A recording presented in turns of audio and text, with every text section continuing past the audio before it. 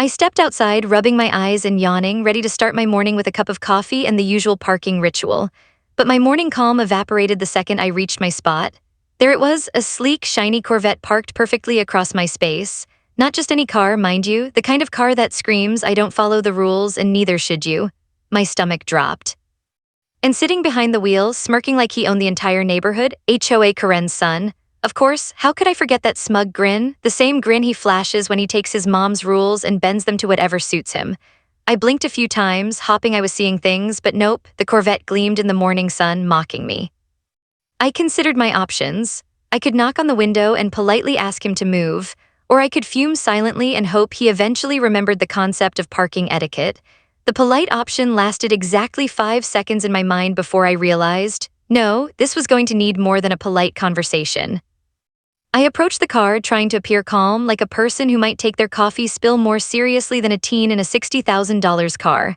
"Hey, that's my spot," I said, keeping my voice even. He looked at me, eyebrow raised, and smirked wider. "Relax, it's just parking," he said, like I had just interrupted his personal kingdom. I swear my veins were about to start a revolt, but I forced a laugh and stepped back.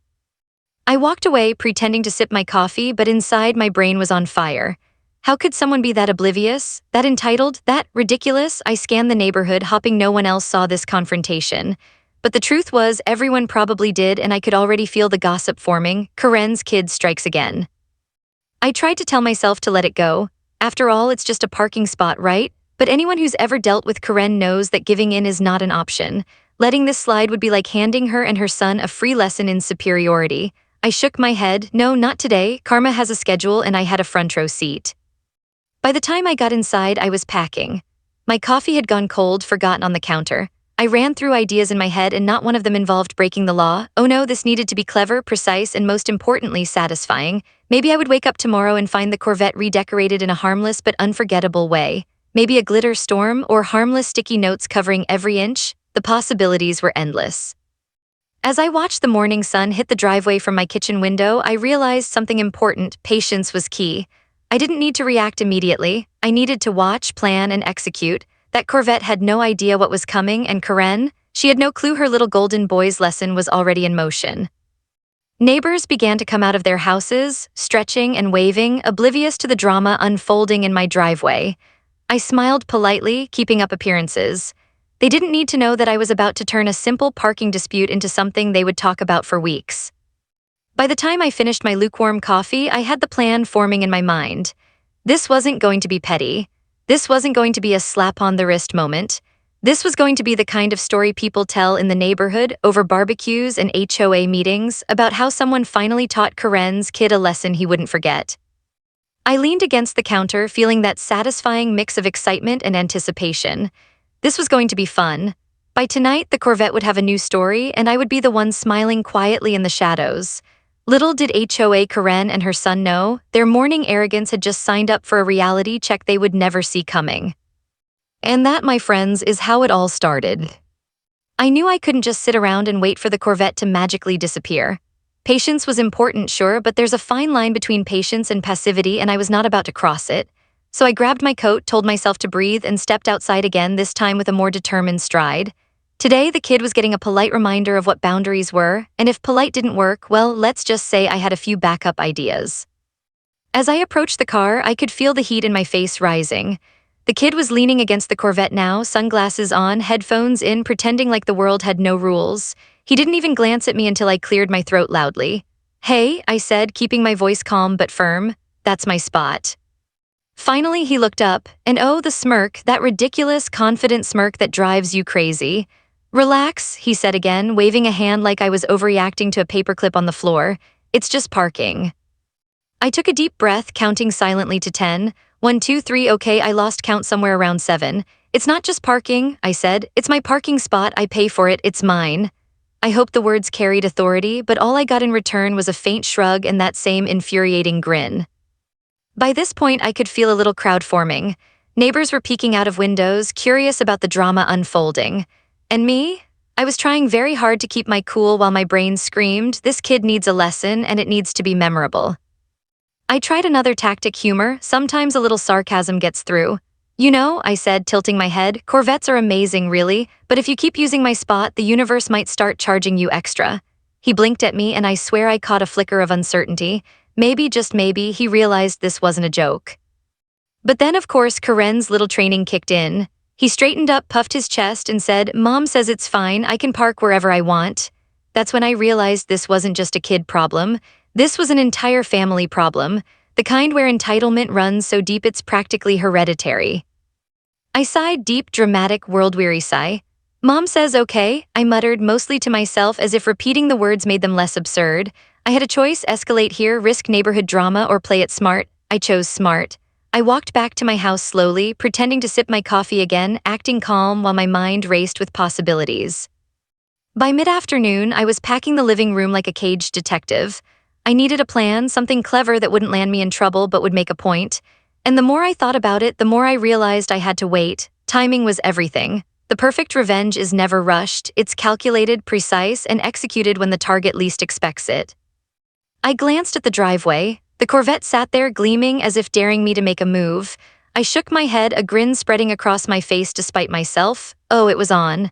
Karma had a new delivery method, and tonight would be the beginning. I spent the next few hours observing from behind the blinds. Every time the kid got into the car, I noticed how smug he looked, completely oblivious to the fact that his day of reckoning was approaching. Meanwhile, I started planning every detail, imagining his face in the morning when he discovered the surprise. It had to be flawless, dramatic enough to shock, harmless enough to keep me out of trouble, and unforgettable enough that he would never underestimate anyone again. Evening fell and the street quieted. That's when I felt it, the excitement building, the anticipation buzzing like electricity through my veins. I poured a fresh cup of coffee and stared at the driveway. Tonight, the Corvette wasn't just a car, it was a canvas. And I was about to create a masterpiece that HOA Karen and her son would remember for a long time. I leaned back in my chair, letting a slow grin spread across my face. Just a few more hours, I whispered to no one in particular, and you'll see exactly how patience, cleverness, and a little creativity can turn arrogance into the most memorable lesson of your life. By the time I finally stood up and stretched, the night had taken over and the air felt electric with possibility. This confrontation wasn't over, it was only just beginning. And if tonight went according to plan, I'd wake up tomorrow knowing that sometimes a little cunning beats a lot of entitlement. And with that thought, I knew part 3 would be the part where the plan starts taking shape in earnest. The part where the Corvette's day of reckoning is written, stroke by stroke, in suspense and mischief. The moment I sat down after that exhausting confrontation, I knew I couldn't act rashly. No, this had to be smart, precise, and unforgettable. I poured myself a fresh cup of coffee, staring out the window at that shiny Corvette as if it were taunting me. It gleamed under the afternoon sun, completely unaware that karma was quietly plotting its return. I began to brainstorm, letting my imagination run wild. There were countless ways to send a message, but it had to be clever, nothing illegal, nothing that would get me in trouble, but just enough to shock the arrogance right out of HOA Karen's son. My first idea made me chuckle. What if I filled the car with balloons? Silly, harmless, yet dramatic. He'd come out in the morning expecting his usual dominance and find himself trapped in a sea of colors. Then another idea struck me. Sticky notes, I whispered to myself, smirking. Hundreds of tiny sticky notes covering every inch of the car, each one a silent proclamation: you do not own this neighborhood. I laughed quietly, imagining the painstaking precision it would take and the look on his face when he discovered my handiwork. But I knew I had to wait. Timing was everything. Execute too early and the effect would be diminished. Execute too late and I might miss the perfect moment of shock. Patience was my ally, and patience had never been a problem for me, especially when teaching entitled teenagers a lesson. I paced the room, thinking through every possible scenario. What if he drove off in the middle of the night? What if Karen stayed up late herself, guarding her precious Corvette like it was a crown jewel? My mind raced with contingencies. Every hero needs a plan B, or sometimes even C and D. I imagined the scene over and over. He opens the garage in the morning, coffee in hand, maybe headphones still on, completely unsuspecting, and then bam, the full effect of my masterpiece hits. I smiled, sipping my coffee with deliberate slowness, imagining him slowly processing that this wasn't just a prank, this was a statement. A clear, undeniable statement: don't mess with my parking spot. By early evening, I knew it was time to finalize my strategy. The Corvette had to be the centerpiece, but subtlety mattered. I didn't want it to look like revenge. I wanted it to feel like a natural consequence of arrogance, a karmic twist, if you will. And the more I thought about it, the more I realized that I could blend humor with the perfect hint of shock. It had to sting just enough without crossing a line. Neighbors began to pull their cars into the driveways, kids rode bikes past, and the street hummed with evening life. I watched them casually, pretending to enjoy a quiet evening, all the while mentally rehearsing the steps. Every detail mattered: where I'd leave my tools, how I'd approach the Corvette unnoticed, and how to retreat before anyone caught on. By the time I finished, I felt a mixture of excitement and nerves, the perfect adrenaline rush that comes right before an epic plan unfolds. I checked my watch. Nightfall was approaching. Soon the street would empty, the houses would go quiet, and the time for action would arrive. I made a mental note: tonight the Corvette would receive its makeover, and HOA Karen's son would wake up to the reality he never saw coming. Of course, I couldn't resist thinking a little about Karen herself. She'd probably be packing in her house right now, imagining a world where her precious son could do no wrong. Little did she know, her very own teachings of entitlement were about to backfire spectacularly. Karma, it seemed, had a sense of humor. As darkness crept over the neighborhood, I felt a thrill of anticipation I hadn't felt in years. This was no longer about a parking spot. This was about pride, about teaching a lesson, and about the quiet satisfaction that comes when the universe conspires with cleverness.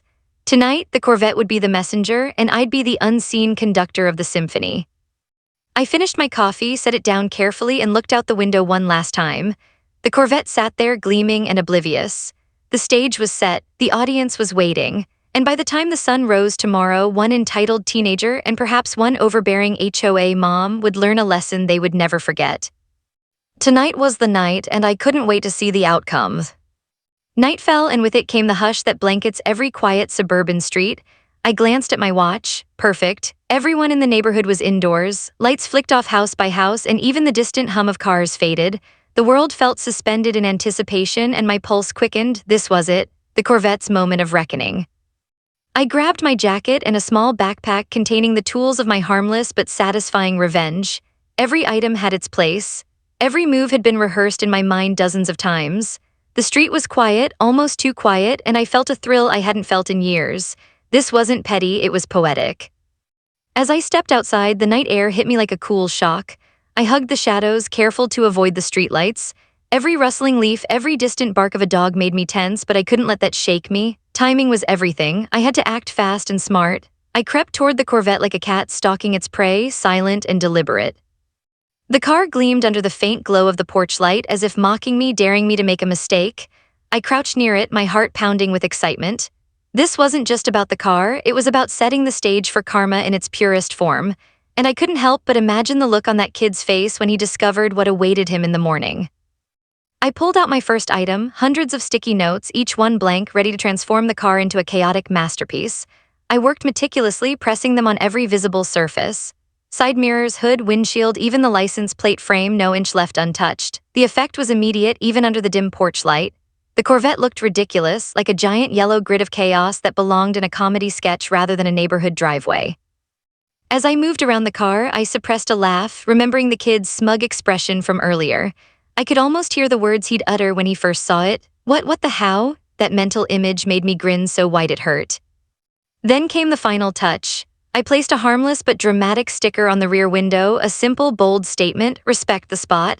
It was cheeky, perfect, and non-damaging. My work was done, but the suspense hadn't ended. Now came the tricky part: retreating without being seen. I crouched low, keeping to the shadows, and began my retreat. A neighbor's porch light flicked on, and I froze. My pulse spiked. Slowly, I ducked behind a bush, heart racing, waiting for them to return inside. Every second felt eternal. But after what seemed like an eternity, the light went off, and I resumed my careful walk back home, adrenaline surging. Once inside, I peered out the window, unable to resist a glance at my handiwork from a safe distance. The Corvette sat there, absurd and perfect, a symbol of poetic justice ready to greet its owner at sunrise. I couldn't help but chuckle quietly. My plan had worked flawlessly. But of course, this is where the suspense really kicks in. The kid had no idea what awaited him.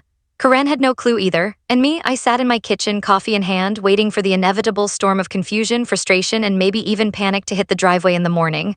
The neighborhood might notice, the kids might whisper, and Karen would undoubtedly erupt. I sipped my coffee and felt the sweet thrill of anticipation. This wasn't just about a car or a parking spot anymore. It was about sending a message in the most dramatic, harmless, and unforgettable way possible.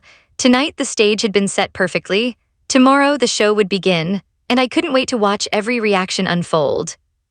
As I finally set my coffee cup down, I allowed myself one satisfied smile. The Corvette had become a canvas. The kids' arrogance had painted it for me, and soon the entire neighborhood would witness the perfect blend of humor, drama, and karma. I knew one thing for sure: by sunrise, nothing would be the same. Part 5 was going to be chaotic, hilarious, and satisfying in ways even I couldn't fully imagine yet. And that, I realized with a quiet thrill, was exactly how karma should feel. Sunlight spilled across the driveway, and I couldn't help but peek through the blinds. The Corvette sat there looking like a chaotic masterpiece of yellow sticky notes. I felt a thrill deep in my chest, the kind that only comes from seeing a plan executed perfectly. This was the moment I had been waiting for, the payoff. Then I saw movement. The kid appeared at the garage, yawning and stretching, headphones dangling around his neck. He squinted at the Corvette, blinked, and froze. His smirk, the one that had haunted me all morning yesterday, disappeared faster than ice in the sun. I could practically hear his brain scrambling to process the absurdity before him. What the he started, stepping closer to the car, cautiously lifting a corner of a sticky note. His reaction was priceless. I leaned closer to the window, biting my lip to stifle a laugh. This was exactly the shock I had imagined. And then, as if on cue, HOA Karen appeared at the front door, already fuming.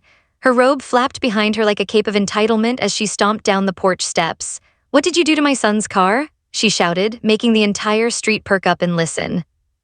I calmly sipped my coffee, pretending to read a newspaper, but every muscle in my body was vibrating with barely contained laughter. The neighbors were starting to notice too, curious heads peeking out of windows, kids whispering, dogs barking in confusion. I could almost hear the mental calculations running through Karen's mind. The kid was now frantically trying to peel off the sticky notes, only to have them stick even more stubbornly in some spots. He jabbed at the windshield, muttering words that would get him grounded if Karen ever heard them. Mom, this is impossible."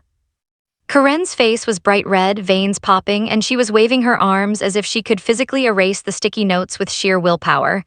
"Who did this?" she demanded.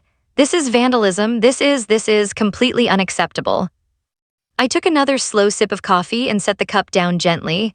My expression was calm, neutral, totally innocent, but inside I was smiling from ear to ear. Every note, every carefully placed sticker had done exactly what I wanted. I didn't need to say a word. The chaos spoke for itself. Her son looked at her helplessly, pointing at me, clearly considering tattling. It's her, it's the neighbor, she." Karen turned on him instantly, fury boiling over. "What did you do?" she yelled, and he just shrugged, defeated by the sticky note-covered monstrosity that had once been his pride and joy. I almost felt sorry for them, almost. But then I remembered the arrogance, the smug grin, the sense of entitlement that had made me start this whole thing. Nope, no sympathy here. The lesson had been delivered, and it was poetic, perfectly executed. The neighbors began murmuring, some laughing quietly behind curtains, others pretending to be shocked. The street had become alive with anticipation, as if everyone knew they were witnessing something special. And in a way, they were. This was a masterclass in subtle but undeniable karma. As the kids stomped around the car, trying to pull off sticky notes and failing, I felt a wave of satisfaction.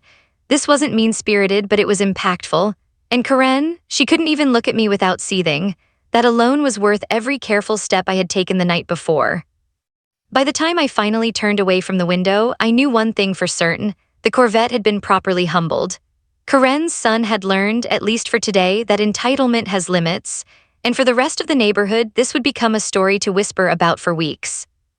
I took one last sip of coffee, smiled quietly to myself, and leaned back. Patience, planning, and a touch of creativity. Sometimes that's all it takes to turn arrogance into laughter and chaos into a lesson everyone remembers. The morning had begun in calm, but it had turned into a spectacle, and I knew this wasn't over. Karen wouldn't take this lying down, and her next move would be interesting, to say the least. But for now, I let the moment sink in. The Corvette was humiliated, her son was stunned, and the neighborhood was buzzing. Mission accomplished. And that, my friends, is how a simple parking spot turned into the most dramatic morning our street had ever seen. By mid-morning, the street had turned into a full-on spectacle. Karen had fully mobilized. She was on the phone, packing back and forth on her porch, gesturing wildly like the Corvette itself had personally insulted her. I could hear fragments of her conversation through the open window. "Yes, I want this handled immediately. That neighbor, she thinks she can just..." She trailed off in frustration, leaving the words unsaid but dripping with indignation. Her son was still hovering around the car, poking and prodding at the sticky notes, muttering in frustration. I peeked through my blinds, trying not to laugh too loudly. This was turning into something even better than I had imagined. The perfect combination of shock, humor, and chaos. Of course, Karen didn't stop at a phone call. Oh no, she started knocking on neighbors' doors, seeking support, waving her arms like a general rallying her troops. "Did you see what she did?" she demanded, breathless. "This is completely unacceptable. I want justice." Neighbors peeked out, some nodding politely, others hiding their smirks. I could feel the tension in the air. It was delicious. Meanwhile, I stayed calm inside my house, sipping my coffee and pretending to read the newspaper. Outwardly, I was innocent, composed, and entirely nonchalant. Inside, though, I was enjoying every second. Watching Karen's fury unfold while I remained untouchable was better than any movie I'd seen in months. Karen, of course, wasn't willing to let this go quietly. She sent a strongly worded email to the HOA board, complete with dramatic photos of the sticky note-covered Corvette. The tone, explosive. The message, clear: I demand action and I will not be ignored. She expected compliance, fear, and immediate results. What she didn't expect was that the board wasn't fully on her side. Word traveled fast. Other neighbors started chiming in, some supportive, some amused, and some just silently enjoying the drama. I could feel the energy shifting, the balance tipping slightly in my favor. Karma had allies, it seemed. Meanwhile, her son tried to salvage his pride, muttering, "Mom, this is ridiculous." He didn't realize that ridiculous was exactly what he had brought upon himself. Every time he touched the car, a sticky note popped back into place. His frustration grew, and Karen's yelling only amplified it. The street had become a stage, and everyone was playing their part in this suburban drama. I couldn't help but reflect on the absurdity of it all. Here I was, drinking coffee, perfectly legal and harmless in my actions, while Karen, HOA president extraordinaire, was losing her mind over a parking spot and a few harmless sticky notes. The irony was not lost on me. I took careful notes in my mind, observing how she reacted, how her son reacted, and how the neighbors reacted. This was a masterclass in suburban chaos. It was suspenseful, unpredictable, and downright satisfying. Each shriek, each flail, each whispered comment from the windows added to the thrill. By mid-afternoon, Karen had escalated further. She was drafting letters, demanding fines, and threatening to call in official authorities to punish me for my audacity. I knew that most of her threats were empty, but the tension was perfect. It made every second of this morning feel like the climax of a movie. I leaned back in my chair, sipping my coffee once more, thinking about the sequence of events. The sticky notes were harmless, the Corvette was intact, yet the message was clear. Entitlement has limits and arrogance meets consequences even in a quiet suburban street. And then I realized something. Karen didn't just see this as a prank, she saw it as a challenge. And with every overreaction, every threat, she was digging herself deeper into a hole that by part 7 would be impossible to ignore. The stage was perfectly set for the twist I had been waiting for, the moment when her fury and my cleverness would collide in a way she never anticipated. By the time I glanced at the driveway again, the sticky note chaos had turned into a full-blown neighborhood spectacle. The whispers, the stares, the tension, it was all part of the story unfolding. And I knew one thing: Karen had underestimated me, and tonight she was going to find out just how underestimated she had been. By the time evening rolled around, the neighborhood had settled into a quiet murmur, but inside my house I was buzzing. Karen thought she had the upper hand. She ranted, emailed the HOA, and threatened fines, yet I remained untouched, calm, composed, and very, very satisfied. The sticky notes had done their job: humiliation, confusion, and just enough chaos to make the entire street whisper. But now it was time for the final act, the twist she would never see coming. I knew Karen thrived on rules, on control, on the illusion that she could manipulate everything in the neighborhood. But here's the thing about rules: they work both ways. And I had spent the past few weeks quietly collecting evidence, not on her exactly, but on the violations that her family had conveniently ignored. Lawn edging too high, paint peeling, mailbox crooked, all minor, but all technically against HOA regulations. And tonight I decided to tip the scale. I drafted a simple, factual email attaching photos I had taken, highlighting her family's repeated breaches of HOA guidelines. No commentary, just facts, every file timestamped, every violation documented. I sent it to the HOA board with a subject line that couldn't be ignored: Neighborhood Compliance Report. Then I leaned back, sipping my coffee, and waited. Minutes felt like hours. I peeked through the blinds, watching Karen packing in circles in front of her house, phone in hand, muttering to herself. Her son was sulking near the Corvette, still grappling with sticky notes and now avoiding eye contact with anyone. The neighbors were buzzing quietly, whispering about the day's events, and I could almost hear them laughing silently behind curtains. And then it happened. The email pinged back. The HOA board had reviewed my report. Within moments, Karen's face went pale, her fury transformed into shock. I watched as she scrolled through photos of her own property, her previous complaints now overshadowed by documented proof of her own repeated violations. I couldn't help but smile. This was beautiful chaos in its purest form. Karen's son finally looked up, realizing for the first time that his mother's authority wasn't absolute. "Mom, what's happening?" he asked nervously. For once, he wasn't the one in control. For once, the lesson of humility had begun to sink in. I stayed calm, pretending to sip my coffee casually as if nothing had happened, but inside I felt a quiet triumph. Karma doesn't have to shout. Sometimes it quietly files an email and suddenly the universe aligns perfectly. Karen tried to rally, trying to spin the narrative in her favor, but the HOA board was not swayed by tantrums. They followed the facts, reviewed the evidence, and noted her repeated violations. She had been the self-proclaimed enforcer of the rules, yet she had overlooked her own backyard, and now the tables had turned in the most satisfying way. The Corvette, still covered in sticky notes, became a symbol of the day's events. Her son glanced at me from across the street, a mix of awe, embarrassment, and disbelief in his eyes. No words were necessary. He had witnessed firsthand that arrogance meets consequences, and sometimes lessons arrive from the most unexpected places. I watched Karen retreat indoors, furious but powerless. Every shout, every stomp, every phone call to the board had ended in silence. The twist had landed perfectly. She had tried to wield authority and failed spectacularly. And as I glanced at the Corvette one last time, I knew the lesson would stick, not just for her son, but for her as well. I let out a quiet sigh, finally allowing myself to relax. The suspense, the drama, the tension, it had all built to this moment. By using patience, observation, and a touch of clever strategy, I had turned a petty parking dispute into a masterclass in karma, humor, and suburban drama. And as the street settled into evening quiet, I reflected on the day. A parking spot, a Corvette, a few hundred sticky notes, and a carefully timed email had transformed arrogance into humility, chaos into satisfaction, and a normal neighborhood into the perfect stage for an unforgettable story. Tomorrow, I knew, conversations would still echo with laughter and whispers. Karen might still be fuming, her son might still avoid my gaze, but I would have the quiet, victorious satisfaction of knowing that sometimes cleverness beats entitlement, and the best revenge is executed with subtlety, patience, and a perfectly timed twist. Tonight, the neighborhood had learned something, even if they didn't know it yet. Never underestimate the quiet one who pays attention. And sometimes, the stickiest situations literally teach the best lessons. By morning, the neighborhood had already begun buzzing again.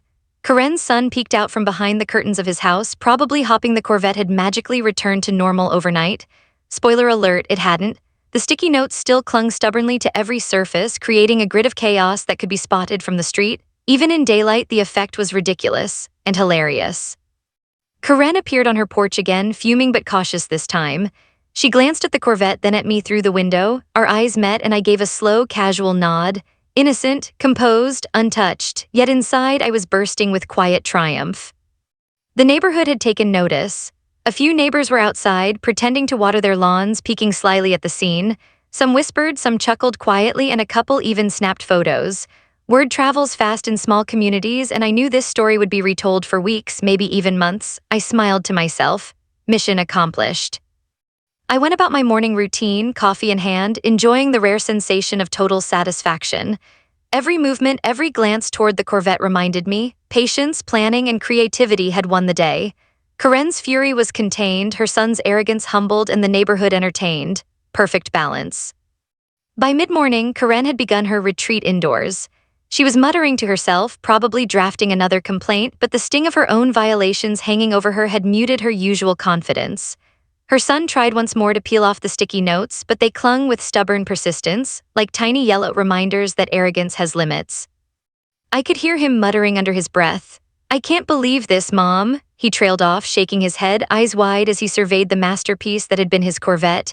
For once, he wasn't smirking, wasn't confident, and wasn't sure what to do. That, my friends, was the best part of all. The HOA board, of course, had reviewed my documentation of Karen's minor violations and unsurprisingly had taken note. No fines were issued for my sticky note intervention. After all, nothing was damaged, but Karen had been reminded that no one is above the rules, not even her. Subtle, quiet justice had been served. Later that day, I walked past the driveway casually, coffee in hand, smiling as neighbors whispered and giggled. The Corvette still looked absurd, and I could see the tension lingering in Karen's posture from across the street. Every glance, every shift of weight told me she understood the lesson, even if she refused to admit it aloud. Her son avoided my gaze entirely, no longer the cocky teen who thought a shiny car and a smirk could override logic. He had learned the hard way that entitlement has limits, and the sticky notes, a permanent memory of the day arrogance met creativity. By evening, I leaned back in my chair, reflecting on the day's events. From a simple parking dispute to a full-blown neighborhood spectacle, the sequence of events had been thrilling, suspenseful, and undeniably satisfying. Humor, patience, and a little cleverness had transformed a minor irritation into a lesson that would linger far longer than any yelling, fines, or threats ever could. I poured myself another cup of coffee, letting the warmth settle in, and glanced out the window one last time. The Corvette sat there, ridiculous and humiliated, while Karen's son sulked inside.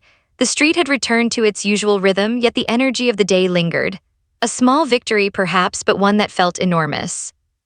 Sometimes I thought small battles yield the best stories. And today my parking spot, the Corvette, and a little creativity had taught lessons bigger than any confrontation or rant could. Karen might still fume, her son might still avoid my gaze, and the neighborhood might gossip endlessly, but I had the quiet, lasting satisfaction of knowing the tables had turned, and that a little patience, humor, and cleverness can accomplish more than anger ever could. As the sun dipped below the horizon, I took a deep breath and smiled. The sticky notes remained, a symbol of balance restored and a reminder to anyone who might think they can push their luck. Sometimes karma doesn't yell, it sticks quietly, subtly, and perfectly. And with that thought, I knew this story had reached its end. My parking spot was safe, my neighborhood entertained, and HOA Karen had finally learned that arrogance, no matter how polished, eventually meets a clever counter. I sipped my coffee one last time, feeling completely satisfied. Mission accomplished, justice served, and a story for the ages, absolutely. Every HOA has a story on HOA Headaches. You'll hear the ones they tried to bury. Subscribe today.